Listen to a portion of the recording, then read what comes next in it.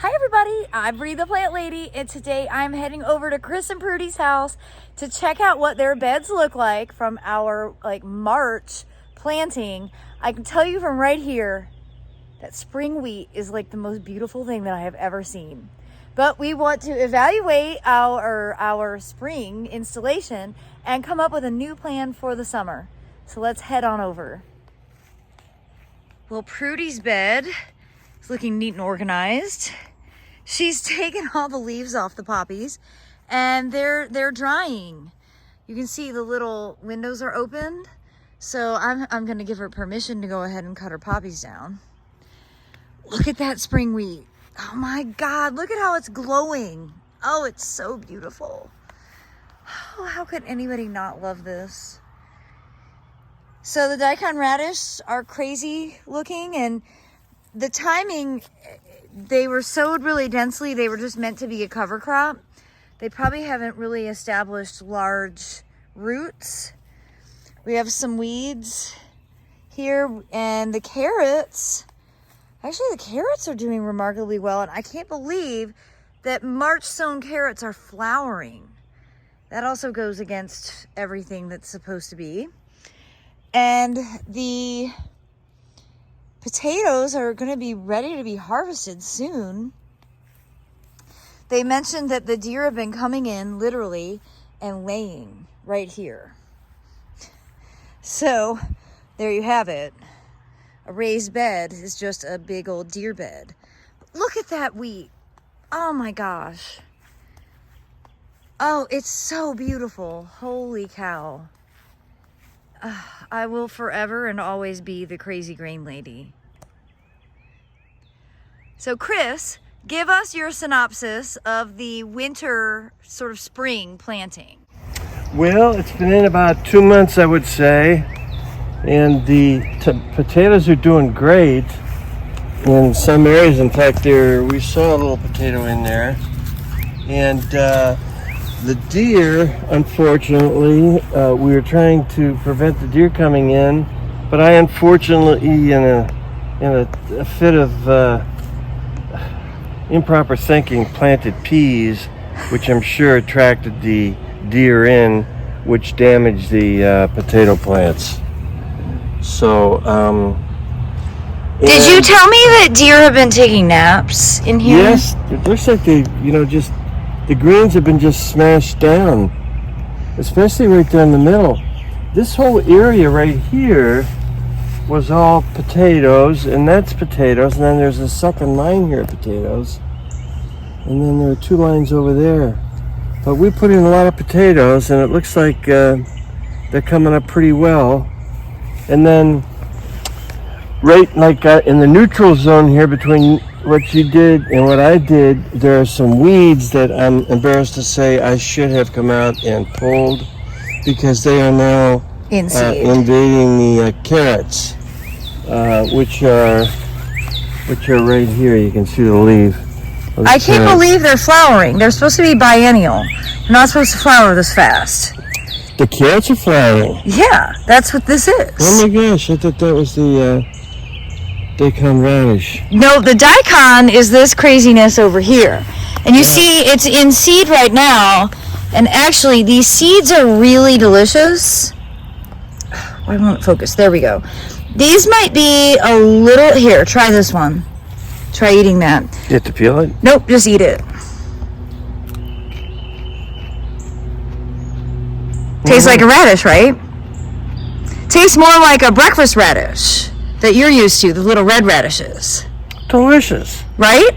Yeah. So traditionally, daikon radish produce a much larger root system, like a giant root system. Mm-hmm. But I think the timing. These are great. But so yeah, you can harvest the seeds to eat. They're quite good on salads. Yes, of course. Now I want to pull out a daikon. I don't think any of these have the normal daikon root, and that is because of our timing. Which, see, they don't. All they've done is develop a taproot, which is still useful, particularly if you have difficult compacted soil. But that's why it's really interesting with these cool season crops. There really is a calendar that you have to go off of, and these put all of their energy into germinating and then growing, flowering, and going to seed, and not into root development.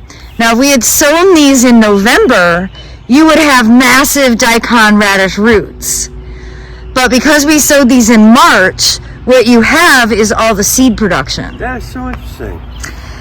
Nevertheless, they're really handy, and I know you have nematodes just like I do.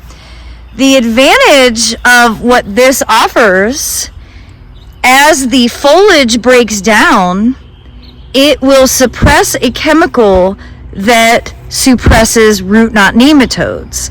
So in theory, we can put all this in the bed, we could chop it up, and then you could actually grow peppers and tomatoes and okra, all the things that are highly susceptible to root knot nematodes.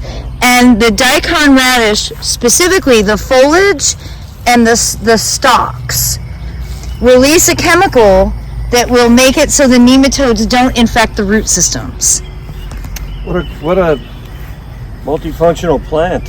That's precisely why it's used as a cover crop in the southeast. Wow. So maybe our experiment for this summer should be that we do pop a couple of peppers and tomatoes in and see how it works, right? As a deterrent. As a deterrent for the nematodes. I've got only like 1 million tomatoes and peppers. Well, yeah, we'll put them in for sure. But remember, we also have the deer to contend with. Well, I do think, stock, huh? I think for the deer, the easiest solution is going to be, and I have the panels already, because Chris knows this, but we compulsively buy stuff from Tractor Supply. We can't help ourselves. We could put in 4-foot tall panels along here and make it so that you have 2 small sections on each side, so you can still get into the bed. 4-foot tall panels in this would prevent the deer from being able to have access. We'll talk about it, Kendall. All right, we'll give it a shot. Now, I want to talk about the wheat. That's the most beautiful thing that I've ever seen. Mm-hmm. So this was the spring wheat from Johnny Seed, and we did 1 whole packet here. And Prudy, you can shout. You want to use this for ornamental purposes, right? So what we're going to do, and we'll make this a video, we will harvest these stalks with nice long stems. But to prevent the India meal moths from hatching inside your house, which has happened to me many, many times, we will soak them in a bleach solution in a bathtub. And this is actually why wheat is bleached, is to prevent the moths from hatching and causing chaos in your house. I have experienced this several times, and you won't believe how many thousands of moths will emerge from untreated grain heads. So it's really important that if you're using homegrown wheat, barley, oats, or rye as ornamental, that you treat them with a bleach solution.